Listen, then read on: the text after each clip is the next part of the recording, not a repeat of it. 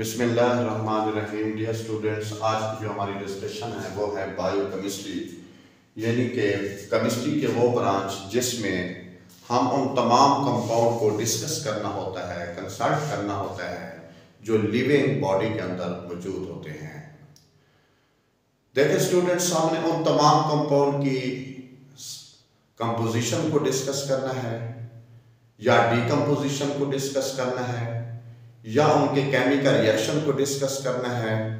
Chemical reaction में oxidation reaction भी हो सकता है, रिडक्शन रिएक्शन भी हो सकता है कि बॉडी के अंदर जो कंपाउंड मौजूद हैं उनकी कंपोजिशन को भी स्टडी कर लें, उनकी डीकम्पोजिशन को भी स्टडी कर लें, उनका मेटाबॉलिज्म को स्टडी कर लें, या वो कंपाउंड बनते कैसे हैं, या उस कंपाउंड की वजह से एनर्जी कितना प्रोवाइड मौजूद होती है। इस तरह की तमाम जो स्टडी है वो है बायोकेमिस्ट्री है। तो बायोकेमिस्ट्री का यही रोल होता है, यही स्कोप होता है कि अगर हमारी बॉडी के अंदर कंपाउंड मौजूद है, फॉर एग्जांपल ये देखें स्टूडेंट्स, बॉडी के अंदर कार्बोहाइड्रेट मौजूद होती है,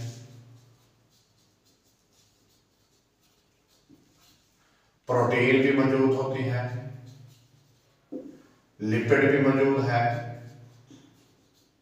इसी तरह डीएनए भी मौजूद होते हैं, और भी बहुत सारे कंपाउंड हैं जो बॉडी के अंदर मौजूद हैं, विटामिन भी मौजूद होते हैं, एंजाइम भी मौजूद होते हैं। इन तमाम की स्टडी को हम क्या कहते हैं? बायोकेमिस्ट्री कहते हैं। फॉर एग्जांपल हम डिस्कस कर लेते हैं कार्बोहाइड्रेट। सबसे पहले हम ये देखते हैं कि कार्बोहाइड्रेट जो होती है लिविंग ऑर्गेनिज्म में बनती कैसे है, पौधे इस कार्बोहाइड्रेट को कैसे सिंथेसिस करते हैं। ये देखें केमिकल रिएक्शन है जिसको फोटोकेमिकल रिएक्शन, फोटोसिंथेसिस रिएक्शन भी कहते हैं। Carbon dioxide plus water gives to C6H12O6। इस रिएक्शन को फोटोसिंथेसिस रिएक्शन कहा जाता है। अब इस फोटोसिंथेसिस रिएक्शन के लिए सनलाइट भी मौजूद है का होना, और उसके बाद पिगमेंट का होना यानी कि क्लोरोफिल का होना भी जरूरी है। जब पौधे क्लोरोफिल की मौजूदगी में, सनलाइट की मौजूदगी में कार्बन डाइऑक्साइड और वाटर के रिएक्शन से खुराक तैयार करते हैं, फूड बनाते हैं, जिसको मैं कार्बोहाइड्रेट का नाम दे रहा हूं, तो इसकी स्टडी को भी बायोकेमिस्ट्री कहते हैं कि इनकी सिंथेसिस कैसे हुई, इनकी आपस में कंपोजिशन कैसे हुई, और इसकी कंपोजिशन को भी डिस्कस कर लें और इसकी सिंथेसिस को भी डिस्कस कर लें, और उसके बाद अगर हम इसकी डीकम्पोजिशन करा लें, जब इस फूड को यूज किया जाता है तो बॉडी के अंदर जाकर ये डीकम्पोज होती है। फॉर एग्जांपल बहुत ज्यादा रिएक्शन है, हम ये डिस्कस कर लेते हैं कि कार्बन डाइऑक्साइड प्लस वाटर और एनर्जी दोबारा प्रोवाइड हो जाएगी। अब इसका मतलब है जब ये कंपाउंड डीकम्पोज होते हैं, CO2 भी बनेगा, वाटर भी बनेगा, एनर्जी भी मिलेगी, और वो एनर्जी कितनी अमाउंट में मिलेगी और कितने जॉल एनर्जी मिल सकती है 1 मोल से, या कितनी अमाउंट से हम ये खुराक इस्तेमाल करें तो कितनी एनर्जी प्रोवाइड हो सकती है। इस तरह की तमाम स्टडी को, डिस्कशन को बायोकेमिस्ट्री का नाम देते हैं। तो मैंने एग्जांपल दिया जस्ट पॉइंट क्लियर करने के लिए। तो इसीलिए हम प्रोटीन यूज करते हैं, उसका बेसिक यूनिट है अमीनो एसिड है। डीएनए बॉडी के अंदर मौजूद है जो उसका बेसिक यूनिट न्यूक्लियोटाइड है।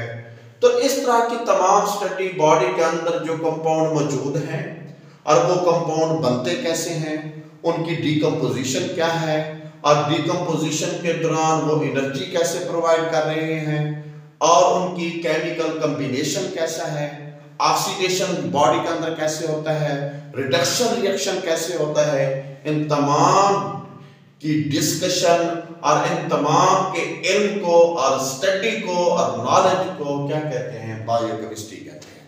इसलिए कहते हैं कि बायोकेमिस्ट्री का बहुत ज्यादा स्कोप है। कहाँ है? हम सिंथेसिस भी कर सकते हैं किसी कंपाउंड की, कंपोजिशन को भी डिस्कस कर सकते हैं, उसकी डीकम्पोजिशन को भी डिस्कस कर सकते हैं कि वो डीकम्पोज कैसे होता है, और उसके बाद उस कंपाउंड के तमाम केमिकल रिएक्शन को भी डिस्कस कर सकते हैं कि बहुत ज़्यादा रिएक्शन है जिन रिएक्शन के दौरान हमें एनर्जी प्रोवाइड होती है, और उन तमाम reaction for example oxidation reaction है, रिडक्शन रिएक्शन है, ग्लाइकोलाइसिस है, और भी बहुत ज़्यादा रिएक्शन है जिस पे एंड पे जाकर हमें क्या मौजूद मिल सकती है कि एनर्जी मिल सकती है न्यूट्रिएंट से, क्योंकि हम न्यूट्रिएंट्स यूज़ करते हैं और वो न्यूट्रिएंट्स कहाँ से आते हैं? प्लांट से आते हैं। उन न्यूट्रिएंट्स को जब हम यूज़ कर रहे होते हैं वो बॉडी के अंदर जाकर मुख्तलिफ रिएक्शन टेक प्लेस होते हैं, उन रिएक्शन के दौरान एनर्जी मिलती है, और एनर्जी जब मिलती है उस एनर्जी से वर्क किया जाता है, कोई काम किया जाता है, और वो जो इजाफी एनर्जी है वो किस शक्ल में स्टोर होती है। इस तरह की तमाम स्टडी जो बॉडी के अंदर कंपाउंड मौजूद हैं और कितने अमाउंट में होने चाहिए और कितना बॉडी को ज़रूरत है डेली लाइफ में, और इस तरह की तमाम स्टडी, यानी कि फूड साइंस के अंदर भी इसका बहुत ज़्यादा रोल है, मेडिसिन के अंदर भी इसका बहुत ज़्यादा रोल है। तो इस तरह की कंसल्ट कर लेना, इस तरह की स्टडी कर लेना, इस तरह की चीज़ों को अगर हम डिस्कस करके बॉडी के अंदर इन तमाम एलिमेंट्स की अगर हम आइडेंटिफिकेशन कर लें या इनकी अमाउंट मालूम कर लें, तो इस तरह के तमाम नॉलेज को माय डियर स्टूडेंट्स बायोकेमिस्ट्री का नाम देते हैं। ये था हमारा एक केमिस्ट्री की ब्रांच थी जिसे बायोकेमिस्ट्री कहते हैं। ब्रांच ऑफ केमिस्ट्री वो study all compound way take place in living organism is called biochemistry.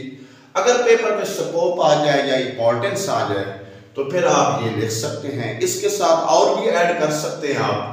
For example आप लिख सकते हैं फूड साइंस में इसका बहुत ज़्यादा रोल है, मेडिसिन के अंदर भी इसका बहुत ज़्यादा रोल है, या आप ये लिख लें study the synthesis, composition, decomposition, chemical reaction of substance, जो बॉडी के अंदर कंपाउंड मौजूद हैं उनका केमिकल रिएक्शन के बारे स्टडी कर लेना, या उनकी डीकम्पोजिशन के बारे स्टडी कर लेना, या उनकी कंपोजिशन के बारे स्टडी कर लेना, या उसकी सिंथेसिस के बारे डिस्कस किया। जिस तरह मैंने इस रिएक्शन में तमाम चीज़ें क्लियर कराई हैं कि कंपोजिशन कैसे है, कंपोजिशन के साथ साथ डीकम्पोजिशन कैसे है, रिएक्शन कैसे होता है, एनर्जी कैसे प्रोवाइड होती है, ऑक्सीडेशन रिएक्शन क्या है, रिडक्शन रिएक्शन क्या है, फोटोसिंथेसिस रिएक्शन क्या है, तो ये खुराक बनती कैसे है, खुराक टूटती कैसे है, उससे एनर्जी कैसे बनती है।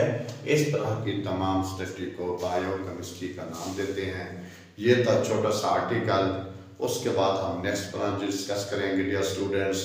ये था बायोकेमिस्ट्री। That's all.